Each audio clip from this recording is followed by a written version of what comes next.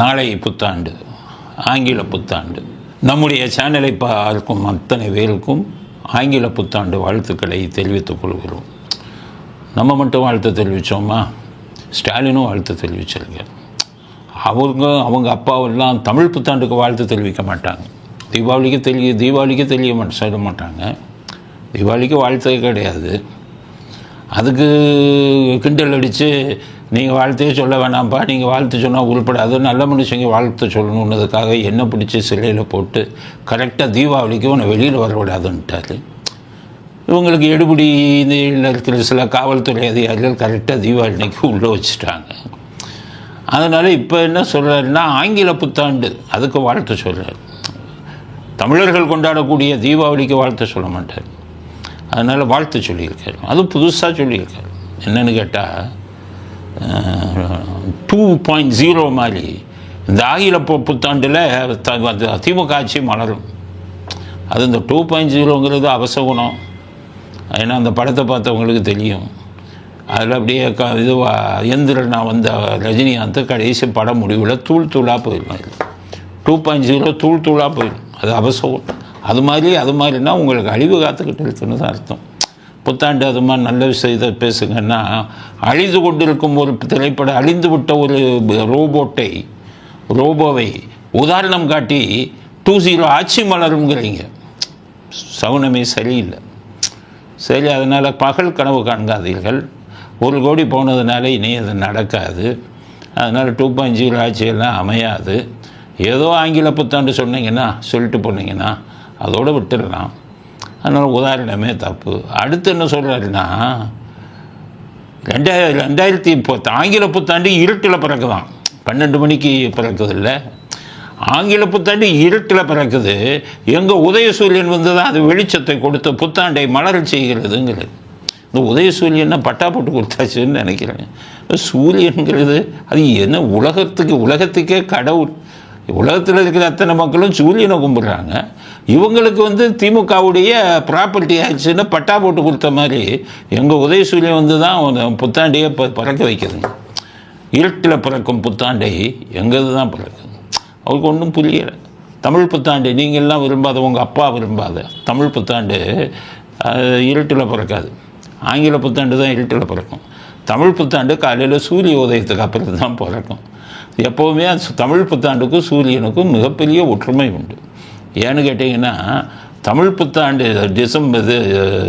இதில் ஏப்ரல் 14ஆம் தேதி தான் ஜாதகம் பார்த்தவங்களுக்கு தெரியும். சூரியன் மேஷத்துக்கு போய் சூரியன் உச்சத்தில் இருப்பார். சூரியன் பிறக்கிறதே அன்னைக்கு தான். சித்திரை மாதம் 1ஆம் தேதி சூரியன் மீனத்திலிருந்து மேஷத்துக்கு வந்து உச்சம் பெற்று இருப்பார்.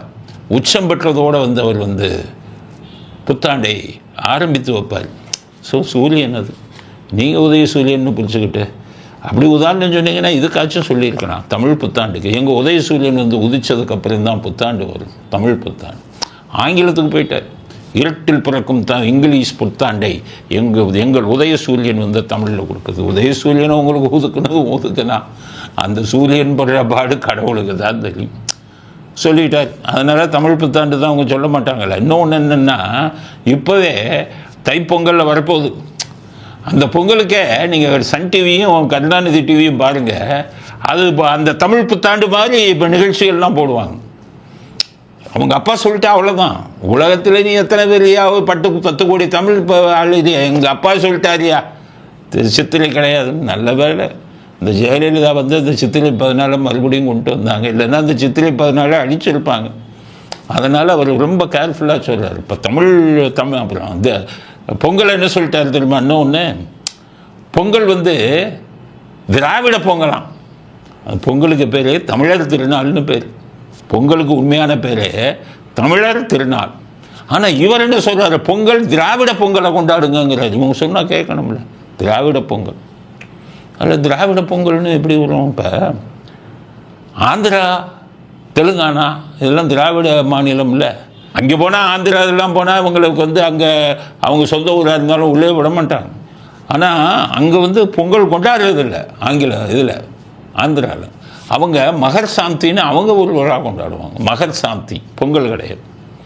அதே மாதிரி கர்நாடகா அதுவும் ஒரு திராவிட மாநிலம். அங்கேயும் பொங்கல் கொண்டாடுறதில்ல, மகர் சாந்தி.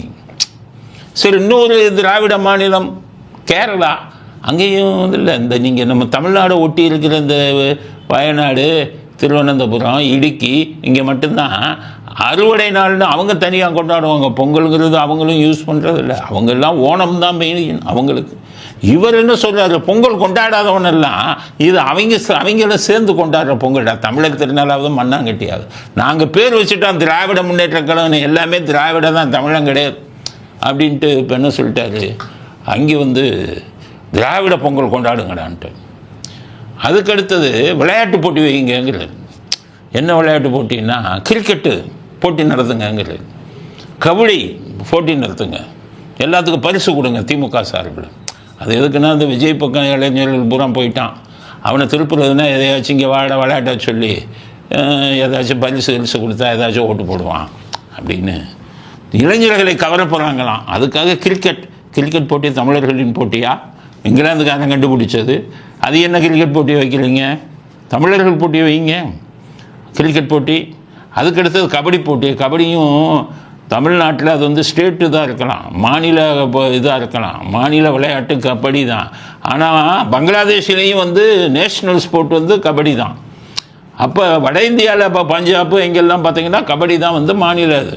அதனால் கபடிங்கிறது தமிழர்களுக்கு சொந்தமானதில்லை. தமிழர்களுக்கு சொந்தமானது ரெண்டு தான், ஒன்று ஜல்லிக்கட்டு, இன்னொன்று சிலம்பாட்டம். சிலம்பாட்டத்தில் போட்டி வச்சுருந்தீங்கன்னா உங்களை தமிழ் மேலே பற்றுதல் இருக்குங்கண்ணா. நீங்கள் தான் தமிழர் திருநாடே திராவிட பொங்கல்ங்கிறீங்களே, அப்புறம் என்ன பண்ணுறது? அதனால் இப்போ போட்டி வந்து கிரிக்கெட்லேயும் இதுலேயும் வச்சு பரிசு கொடுங்க அப்படின்னு சொல்லிட்டார். அதனால் ஆங்கில புத்தாண்டை ரொம்ப வித்தியாசமாக வாழ்த்தியிருக்கார்.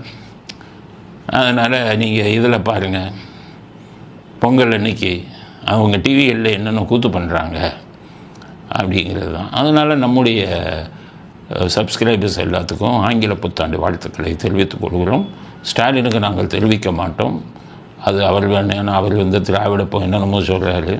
அதனால் அவருக்கு நாங்கள் வாழ்த்து, அவர் எப்படி தீபாவளிக்கு வாழ்த்து சொல்ல மாட்டோம், அது மாதிரி நம்ம வாழ்த்து சொல்ல மாட்டோம். ஆனால் 2026 திமுகவை வீட்டுக்கு அனுப்பும் புத்தாண்டு இது. ஸ்டாலின் அவர்கள் பதவி இழக்கப் போகும் புத்தாண்டு இது.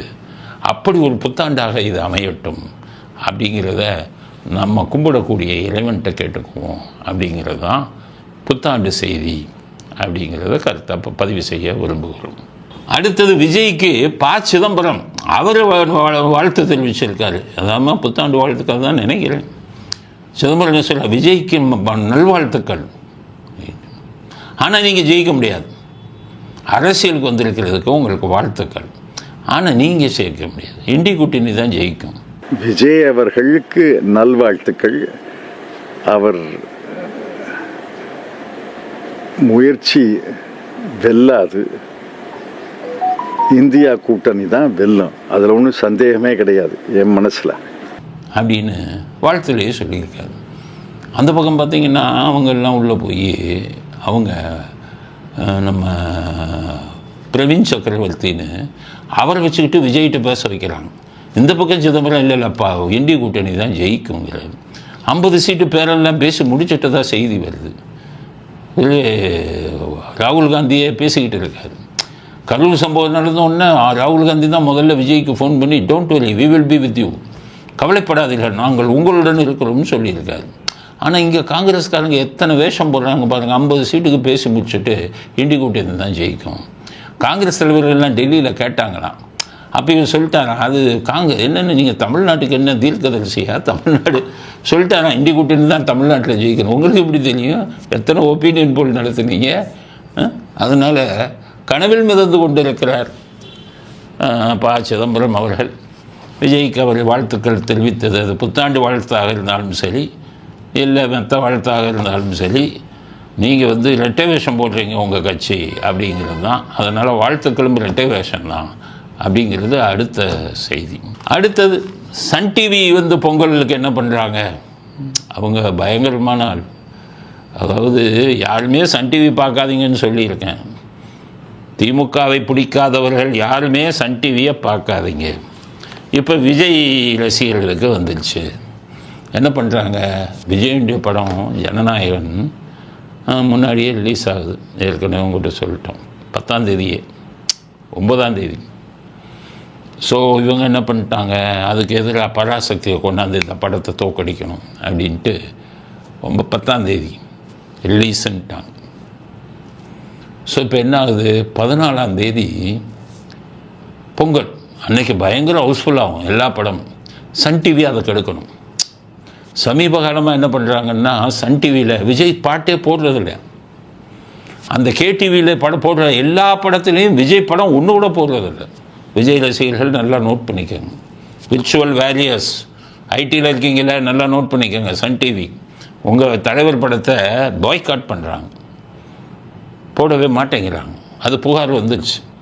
இப்போ என்ன பண்ணுறாங்க, இந்த 14ஆம் தேதி நிறையா கலெக்ஷன் வந்துடுமே இந்த படத்துக்கு, ஜனநாயகனுக்கு, அதை கெடுக்கணுமே.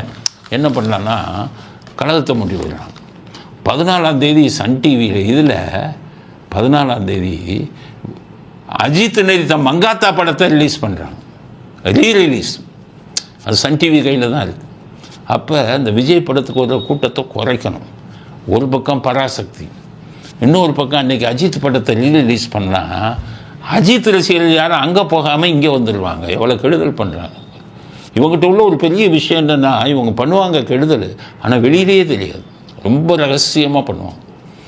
அதனால் கலாநிதி மாறன் ஸ்டாலின் அவர்களுடன் கைகோர்த்து, உதயநிதி அவர்களுடன் கைகோர்த்து, ஏன்னா சினிமா உலகமே அவங்க 2 பேர்கிட்ட தானே இருக்குது, ரெஜ் என்டியும் சன் பிக்சர்ஸையும், அந்த படத்தை ஓட விடக்கூடாது என்பதற்காக ஒரு பக்கம் பராசக்தியும் ஒரு பக்கம் இதையும் கொண்டு வராங்க. அஜித்துடைய மங்காத்தா. அஜித் ரசிகர்களுக்கு சொல்கிறேன், உங்கள் அஜித்துக்கு இவங்க பண்ண கெடுதல் மாதிரி யாருமே பண்ணதில்லை. அவர் பயமுறுத்தினாங்க. கருணாநிதி முதல்வராக இருக்கும்போது அந்த கூட்டத்துக்கு வரலைன்னா மூஞ்சியில் ஆசிட் ஊற்றுவன்லாம் பயமுறுத்தினது அப்போ செய்தி வந்தது. அஜித்தே மீட்டிங்கில் என்ன பயமுறுத்துகிறாங்கன்னாலே ரஜினிகாந்த் எந்திரிச்சுன்னு கைதிட்டினார். ஏன்னா அவரையும் பயமுறுத்தியிருப்பாங்கன்னு நினைக்கிறேன். இப்படி அஜித்தை பயமுறுத்திய இவர்கள் ரிலீஸ் செய்யும் உங்கள் அஜித் படத்தை 14ஆம் தேதி பார்க்காதீங்க. அது நீங்கள் எத்தனை தடவை டிவியில் பார்த்த படம். நீங்கள் போய் ஜனநாயகனுக்கு ஆதரவு கொடுங்க. ஏன்னு கேட்டிங்கன்னா விஜயும் அஜித்தும் நண்பர்கள். அதனால் நீங்கள் இவங்களை இது பண்ணிட்டு விஜய்க்கு எதிராக போகாதீங்க. மங்காத்தால் ஏற்கனவே பார்த்த படம். அதனால் உங்கள் ஆதரவை ஜனநாயகனுக்கு கொடுங்க. விஜயும் அஜித்தும் நண்பர்கள்ங்கிறதுனால. ரெண்டாவது, இந்த கூட்டம் சதி திட்டம் பண்ணுறாங்க. அன்னைக்கு போட்டு இது பண்ணணும், அதை கெடுக்கணும் என்று பண்ணுறாங்க. அப்படிங்கிறதும் விஜய் ரசிகர்களுக்கு சொல்கிறேன். இது நான் சொல்கிறத கேட்குற அதே நேரத்தில் விஜய் ரசிகர்களும் அஜித் ரசிகர்களும் சன் டிவியை பகிஷ்கரியுங்கள். பார்க்காதீங்க, உங்கள் குடும்பத்தையும் பார்க்க விடாதீங்க. விஜய் ரசிகர்களுக்கு சொல்கிறேன், நீங்கள் உங்கள் வீட்டில் அப்பா அம்மா ஓட்டெல்லாம் போட வைக்கிறீங்க, தாத்தா பாட்டி போட்டெல்லாம் உங்கள் விஜய்க்கு போட வைக்கிறீங்க. நீங்கள் அவங்ககிட்ட சொல்லி அப்பா அம்மாவையும் தாத்தா பாட்டியும் சன் டிவியை பார்க்க சொல்லாதீங்க. ஒவ்வொரு வீட்டிலையும் இதை செய்யுங்க. சன் டிவிக்கு மூடு விழா நடத்தி விடலாம். இது தேவையா? ஒரு படத்தை அம்பா பாட்டுக்கு 300 கோடி 400 கோடியில் ரிலீஸ் பண்ணுவான். அது கெடுதல் பண்ணுறதுக்காக இன்னொருத்தர் நடிகர் படத்தை அதே இதில் பண்ணுவீங்களா? நீங்கள் மட்டும் லாபம் சம்பாதிக்கணும். ஜெயிலரில் மட்டும் 600 கோடி சம்பாதிக்கணும். கார்களெல்லாம் பரிசாக கொடுக்கணும். மற்றவெல்லாம் ரோட்டுக்கு போகணுமா? சந்தியில் நிற்கணுமா? அவனுக்கு அதை நம்பி எத்தனை பேர் இருக்காங்க. ஒரு படத்தை கெடுக்கிறதுங்கிறது ஏற்றுக்கொள்ள முடியாத விஷயம். ஆரம்பத்திலிருந்து இதைத்தான் சன் டிவி திமுகவின் ஜால்ராவாக மாறிக்கொண்டிருக்கிறது. போடுவதெல்லாம் பொய் செய்திகள், பேசுவதெல்லாம் பொய். தமிழ்நாட்டு மக்கள் எல்லாருக்குமே சொல்கிறாங்க, சன் டிவியை பகிஷ்கரியுங்கள். அவர்கள் இந்த இதிலே இருக்கக்கூடாது. நாட்டுப்பற்றும் இல்லாதவங்க, மாநில பற்றும் இல்லாதவங்க சம்பாதிக்கிறது பூரா இங்கே உட்காந்துக்கிட்டு தமிழ்நாட்டில், அங்கே போய்கிட்டு கிரிக்கெட் அணி ஹைதராபாத்தில் போய் இது பண்ணி ஹைதராபாத்துக்கு தங்களுடைய விசுவாசத்தை காட்டக்கூடியவர்கள். நம்முடைய காசு எதுவுமே சன் டிவி வச்சிருக்கிறவங்க சம்மந்தப்பட்டவங்களுக்கு போய் சேரக்கூடாது. மனசாட்சியுடன் செயல்படுங்கள். அவங்க செய்யக்கூடிய சதி வேலையை புரிந்து கொள்ளுங்கள் அஜித் ரசிகர்கள். அப்படிங்கிறத அடுத்த கட்ட செய்தியாக பதிவு செய்ய விரும்புகிறேன்.